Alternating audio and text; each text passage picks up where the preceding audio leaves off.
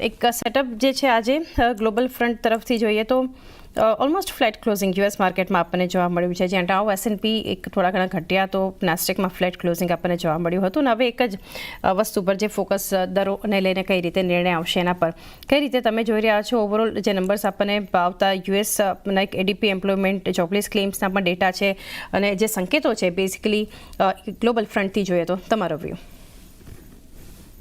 Good morning every. So US market definitely next big ઇવેન્ટની wait કરી રહ્યા છે અને એ છે ફેડરલ રિઝર્વની મીટિંગ. અને એમાંથી કેટલો ઇન્ટરેસ્ટ રેટ કટ આવે છે, ઇન્ટરેસ્ટ રેટ કટ આવશે એ તો માર્કેટ લગભગ માનીને ચાલી રહ્યું છે, કેમ કે ફેડ ચેરે જેક્સન હોલ મીટિંગમાં ક્લિયરલી ઇન્ડિકેશન આપ્યું હતું. પણ એ 25 બેઝિસ પોઈન્ટ આવે છે કે 50 બેઝિસ પોઈન્ટ, અને સાથે જ કોમેન્ટ્રી કઈ રીતના રહે છે એ પણ નજર રહેશે. એની પહેલા એક નોન ફાર્મ પેરોલનો ડેટા આજે આવવાનો છે, તો એનાથી એક આઉટસાઇઝ મૂવ ઇક્વિટી માર્કેટ્સમાં કદાચ પોસિબલ છે. વોલેટિલિટી તો એટલીસ્ટ પોસિબલ છે, તો એની પર આજે માર્કેટ્સની જરૂરથી નજર રહેશે. મીનવાઇલ ઓવરઓલ સેટઅપ પોઝિટિવ છે. આપણે પાછલા દિવસોમાં ડાઉ અને S&P 500માં જે મોટી અપમૂવ આવી હતી એના પછી થોડો કોન્સોલિડેશનનો ફેઝ અથવા માઇલ્ડ કરેક્શનનો ફેઝ આવ્યો છે. 34 DMA સુધી એક્સટેન્ડ થાય એવી વાત કરી હતી, અને ગઈકાલે ડાઉ એઝ વેલ એઝ S&P 500માં આ લેવલ ઓલમોસ્ટ ટેસ્ટ થયા. ડાઉ એની નજીક જઈને ત્યાંથી નીચેના લેવલથી રિકવરી પણ આવી, ધો એન્ડ ઓફ ધ ડે થોડાક માઇલ્ડલી નેગેટિવ બંધ આપણને જોવા મળ્યા. તો વ્યૂ હજી ઓવરઓલ યુએસ માર્કેટમાં પોઝિટિવ છે, અને આ 34 DMAના સપોર્ટ જ્યાં સુધી ડાઉ અને S&P 500માં બ્રેક નથી થતા ત્યાં સુધી બાય ઓન ડિપ્સની ત્યાં રણનીતિ રહેશે. ક્રૂડ ઓઇલ પ્રાઇસીસમાં નીચેના લેવલથી થોડીક રિકવરી જરૂરથી આવી, જે OPEC પ્લસે એમના પ્રોડક્શન જે સપ્લાય એક્સપાન્ડ કરવાના ડિસિઝનને 2 મહિના ડિલે કર્યો એના હિસાબે. પણ by and large crude oil હજી સોફ્ટનેસ તરફી છે.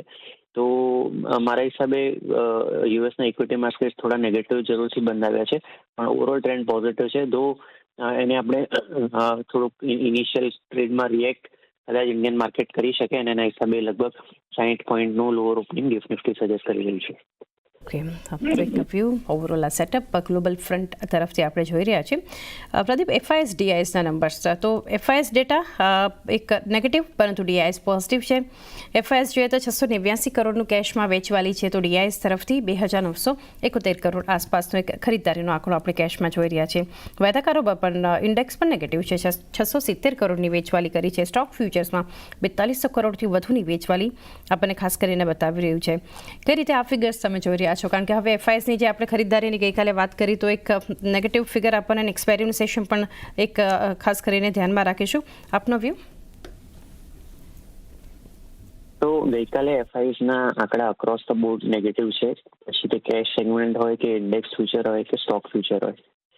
કેશ અને ઇન્ડેક્સ ફ્યુચર બેઉમાં લગભગ 700 કરોડનું નેટ સેલિંગ છે, અને સ્ટોક ફ્યુચરમાં 4200 કરોડનું નેટ સેલિંગ છે. હવે આમાં એક અનવાઇન્ડિંગનો પાર્ટ વધારે રહ્યો.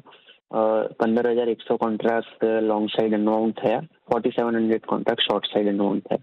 એટલે જે FISનું કમિટમેન્ટ છે એ ઓછું થતું દેખાયું છે. કોઈ એગ્રેસિવ લોંગ અથવા શોર્ટ બિલ્ડઅપ નથી, પણ શોર્ટ લોંગ અનવાઇન્ડિંગનું વધારે એક ફેક્ટર છે આમાં. તો એ એક ફેક્ટર ધ્યાનમાં રાખવું જોઈએ. પણ સામે DIAનું છે, 3,000 કરોડનું એક મોટું કેશ માર્કેટમાં બાઇંગ છે. તો ડેફિનેટલી આપણે એ વસ્તુ સ્ટોક સ્પેસિફિક પણ જોઈએ કે ઘણા બધા ભલે માર્કેટ હેડલાઇન ઇન્ડેક્સ નેગેટિવમાં આવ્યા, પણ બ્રોડર ઇન્ડાઇસીસ પોઝિટિવ હતા અને નવા હાઈ નિફ્ટી મિડ કેપ અને સ્મોલ કેપમાં બન્યા. તો ક્યાંક ને ક્યાંક એક નીચેના લેવલે DIAનું એક બોટમ ફિશિંગ પણ થઈ રહ્યું છે, અને સ્ટોક સ્પેસિફિક બાઇંગ પણ આગળ વધી રહ્યું છે. તો એ જ થીમ આઈ થિંક કન્ટિન્યુ રહ્યું છે. પણ ફ્લોઝની વાત કરીએ તો FISના ક્લિયરલી ગઈકાલના કેશ અને ડેરિવેટિવ સેગમેન્ટના આપણને નેગેટિવ દેખાઈ રહ્યા છે. કેશ ડેરિવેટિવ બધા જ ડેટા એક ક્લિયરલી FIS તરફથી આપણને ગઈકાલના સેશનના નેગેટિવ મળી રહ્યા છે. સ્ટ્રેટેજી હવે બનાવીએ પ્રદીપ. નિફ્ટીની સૌથી પહેલાં તો એક્સપાયરીનો દિવસ 25,145 પર જે ક્લોઝિંગ નિફ્ટીએ અને જે એક્સપાયરી જે લેવલ્સ પર આપી છે, એક રેન્જમાં કારોબાર આપણને જોવા મળ્યો હતો, જ્યાં એક કોલ રાઇટર્સ હતા 25,200 અને 25,300, ત્યારબાદ 400ની સ્ટ્રાઇક પર. પુટ રાઇટર્સનો ઝોન 25,200 25,000 પર આપણને એક બનતો દેખાડી રહ્યો હતો. હવે કઈ રીતે આગળ એક લેવલ્સ અને વ્યૂ તમારો રહેશે નિફ્ટી માટે? 24,470ની ઉપર આપણે જે નિફ્ટીમાં લોંગ પોઝિશન ઇનિશિએટ કરવાની સલાહ આપી હતી, અને સતત અત્યાર સુધી આપણે ટ્રેલિંગ સ્ટોપ સાથે હોલ્ડ કરવાની સલાહ આપી રહ્યા છે. એ વ્યૂ નેગેટ થશે 25,083, જે બુધવારનો બોટમ બન્યો છે એની નીચે. તો આની નીચે ટ્રેડ કરે છે ઇન્ડેક્સ, તો પછી અમારા હિસાબે કરેક્શન થોડું એક્સટેન્ડ થઈ શકે. અને એ કેસમાં 20 DMA જે 24,800ની આજુબાજુ છે એ મિનિમમ ડાઉનસાઇડ ટાર્ગેટ રહેશે, અને એ બ્રેક થાય તો પછી 34 DMA જે 24,700 પર છે ત્યાં સુધી ફોલ એક્સટેન્ડ થઈ શકે. તો અમે અમારા ક્લાયન્ટ્સને 25,083ની નીચે નિફ્ટી જાય તો લોંગ પોઝિશન એક્ઝિટ કરવાની સલાહ આપી રહ્યા છીએ. અને on the higher side 25,333 formally એક રેઝિસ્ટન્સ તરીકે હવે એસ્ટાબ્લિશ થઈ જાય છે. સોમવારના દિવસે આ ટોપ બન્યો હતો અને throughout the week Nifty આ ટોપને ક્રોસ નથી કરી શક્યું, એની નજીકથી સેલિંગ પ્રેશર આવી જાય છે. તો 25,333નું રેઝિસ્ટન્સ ખૂબ ઇમ્પોર્ટન્ટ રહેશે આગળ નવી અપમૂવ મટીરિયલાઇઝ થવા માટે. અને 25,083નું લેવલ બ્રેક થાય છે તો ટ્રેડિંગ લોંગ્સમાંથી એક્ઝિટ કરવાની સલાહ રહેશે. 25,083નું લેવલ એક ધ્યાનમાં રાખો, એ લેવલ બ્રેક થશે તો એક્ઝિટ. 25,333 એક રેઝિસ્ટન્સ ઉપર નિફ્ટી બેંક માટે આપણે નિફ્ટી માટે જોઈ રહ્યા છીએ. નિફ્ટી બેંક પ્રદીપ હજુ પણ એક કોલ રાઇટર્સ અને ઓપ્શન બેઝની રેન્જમાં તમને લાગે છે કે હજુ અટકેલું છે? અને ગઈકાલનું ક્લોઝિંગ જોઈએ તો હવે લાગી રહ્યું છે કે થોડું કમ્પેર ટુ નિફ્ટી બેંક એક વધારે અહીંયાથી એક પરફોર્મન્સ બતાવી રહ્યું છે. 51,473ના લેવલ્સ પર નિફ્ટી બેંકમાં આપણને ક્લોઝિંગ જોવા મળ્યું. કોલ રાઇટર્સ જોઈએ તો 51,500 51,600ની સ્ટ્રાઇક પર આપણને જે છે ખાસ કરીને જોવા મળ્યું હતું. 52,000ની સ્ટ્રાઇક પર 52,500 અને 53,000ની સ્ટ્રાઇક પર આપણે ખાસ કરીને જોઈ રહ્યા છીએ નિફ્ટી બેંક માટે.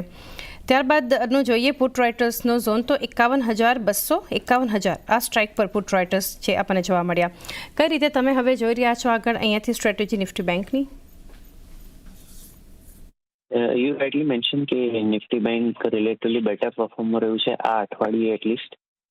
નિફ્ટી જ્યારે કે વીકલી બેઝિસ પર અત્યાર સુધી 0.4% ડાઉન છે, નિફ્ટી બેંક 0.25% ઉપર છે. અને નિફ્ટી બેંકમાં જે સપોર્ટ લેવલ છે હજી પણ આપણે ધ્યાનમાં રાખીશું, જે આપણે છેલ્લા 2-3 દિવસથી કહી રહ્યા છીએ. 51,100ની આજુબાજુ એક ડિસન્ટ સપોર્ટ ઝોન છે, તો એ બ્રેક થાય પછી જ આના આર્લી ચાર્ટ્સ પર એક સેલ કન્ફર્મ થશે. તો એ સેન્સમાં Nifty bank relatively better chart છે કમ્પેર્ડ ટુ નિફ્ટી.